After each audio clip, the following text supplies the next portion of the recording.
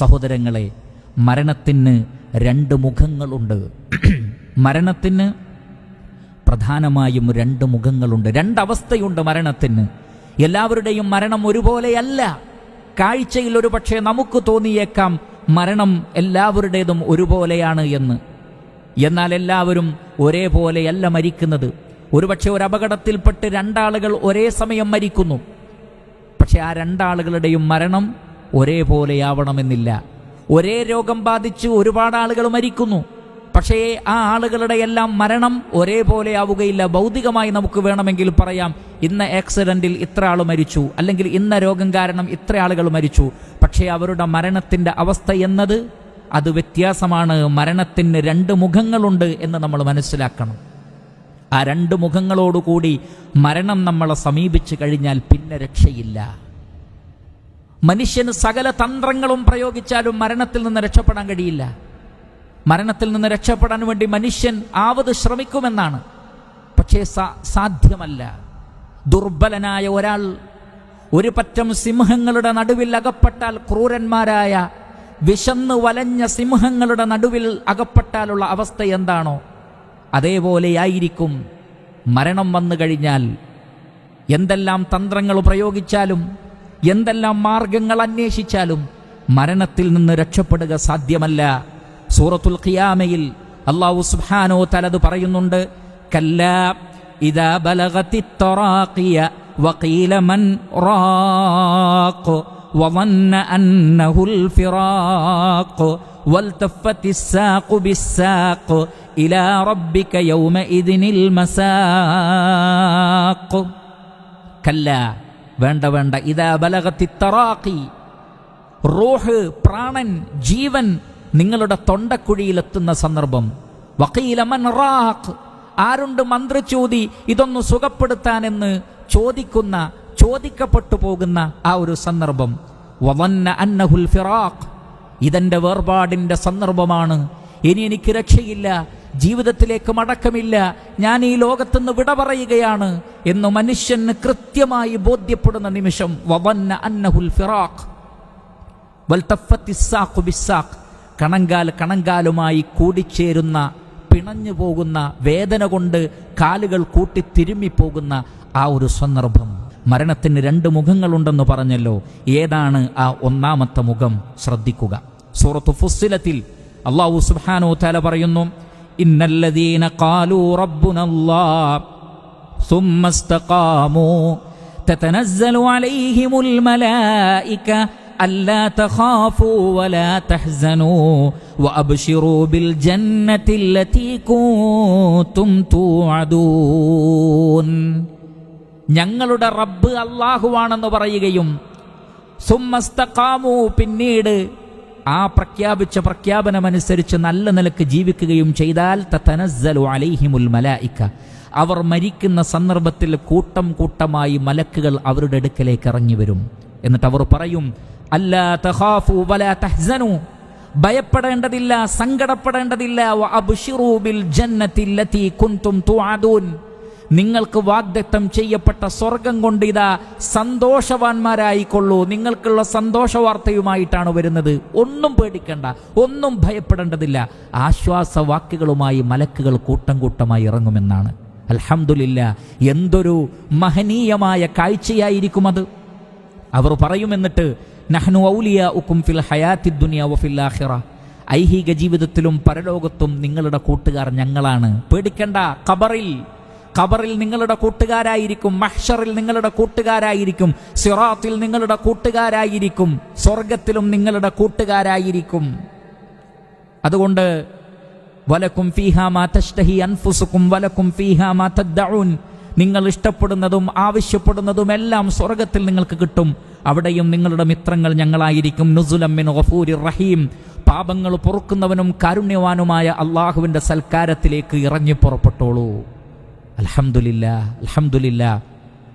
മരിക്കുന്ന വേളയിൽ കൂട്ടം കൂട്ടമായി മലക്കുകൾ വന്നിട്ട്, നിങ്ങൾ പേടിക്കേണ്ട, സങ്കടപ്പെടേണ്ടതില്ല, സ്വർഗം കൊണ്ട് ഇതാ സന്തോഷവാർത്ത നിങ്ങൾക്കിതാ നൽകുന്നു, നിങ്ങൾക്ക് വാഗ്ദത്തം ചെയ്യപ്പെട്ട സ്വർഗലോകത്തേക്കാണ് നിങ്ങൾ പോകുന്നത്, അവിടെ അള്ളാഹുവിൻ്റെ സൽക്കാരമുണ്ട്, ഇഷ്ടപ്പെട്ടതെല്ലാമുണ്ട്, ആവശ്യപ്പെടുന്നതെല്ലാമുണ്ട് എന്ന് പറഞ്ഞുകൊണ്ട് എല്ലാമുള്ള ഒരു ലോകത്തെക്കുറിച്ചാണ് നമ്മളോട് പറയുന്നതെങ്കിൽ ആ മരണം എത്ര ആഹ്ലാദകരമായിരിക്കും പ്രിയപ്പെട്ട സഹോദരങ്ങളെ.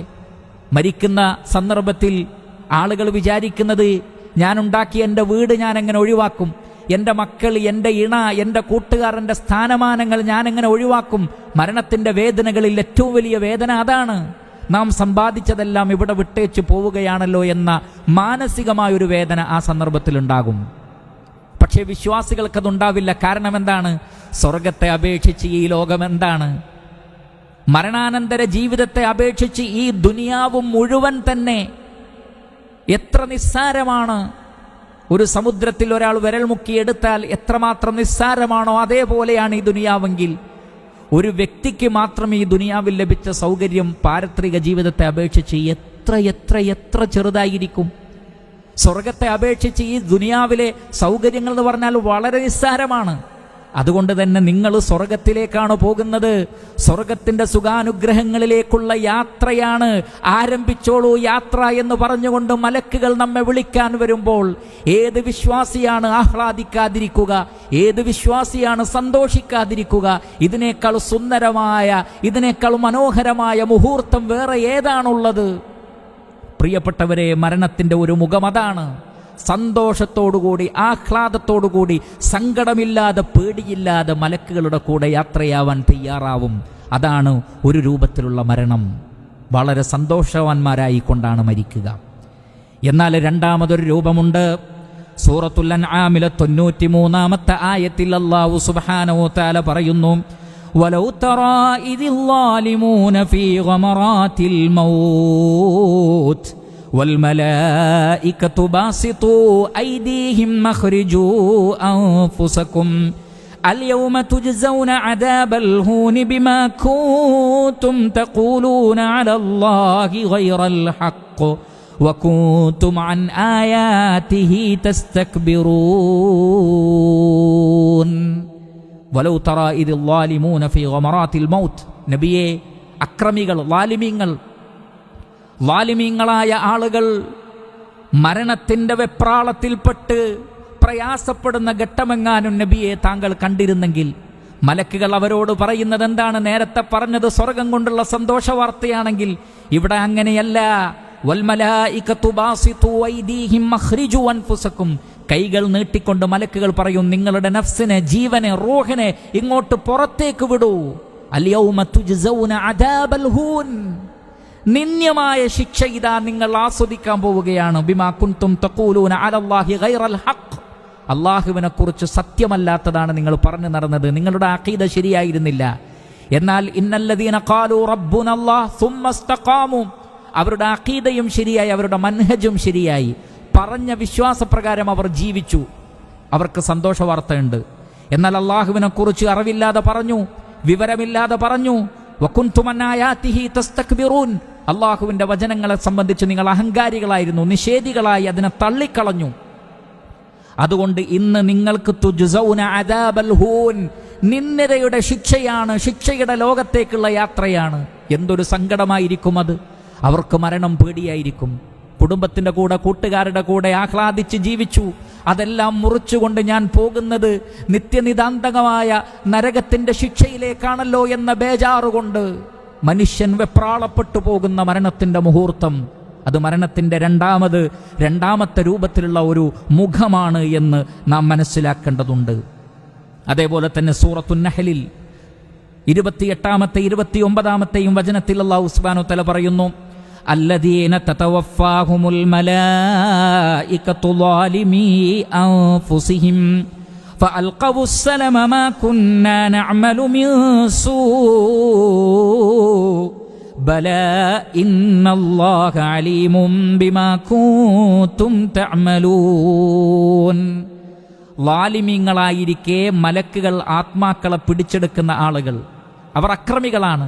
മലക്കുകൾ മരിപ്പിക്കുമ്പോൾ അവർ പറയും, ഞങ്ങൾ തെറ്റുകളൊന്നും ചെയ്തിട്ടില്ല, ഞങ്ങൾ നിരപരാധികളാണ്, ഞങ്ങളെ ഒന്നും ചെയ്യരുത്, ഞങ്ങളെ ഒഴിവാക്കി വിടണം എന്നെല്ലാം അവർ പറയും. പക്ഷേ അല്ലാഹു സുബ്ഹാനഹു വ തആല പറയും, ബലാ ഇന്നല്ലാഹ അലീമും ബിമാ കുൻതും തഅമലൂൻ. നിങ്ങൾ പ്രവർത്തിക്കുന്നത് അല്ലാഹു അറിയുന്നുണ്ട്. നിങ്ങളിപ്പോൾ ഒഴിവ് കഴിവ് പറയണ്ട, ഞങ്ങളൊരു കുറ്റവും ചെയ്തിട്ടില്ല എന്ന് പറയണ്ട. ഫദ്ഖുലൂ അബ്വാബ ജഹന്നമ ഖാലിദീന ഫീഹാ. നരകത്തിന്റെ വാതിലുകളിലൂടെ പ്രവേശിച്ചോളൂ എന്ന് അവരോട് പറയപ്പെടും. ബർസഖിന്റെ ആ ഒരു ലോകം അവർക്ക് നരകത്തിന്റെ ഒരു വാതിലായി അനുഭവപ്പെടുമെന്നർത്ഥം. ഫലബിഅസ മസ്വൽ മുതകബ്ബിരീൻ. അഹങ്കാരികൾക്ക് താമസിക്കാനുള്ള വാസസ്ഥലം എത്ര മോശമാണ്. മരണത്തിന് അങ്ങനെ ഭീകരമായ ഒരവസ്ഥയുണ്ട്.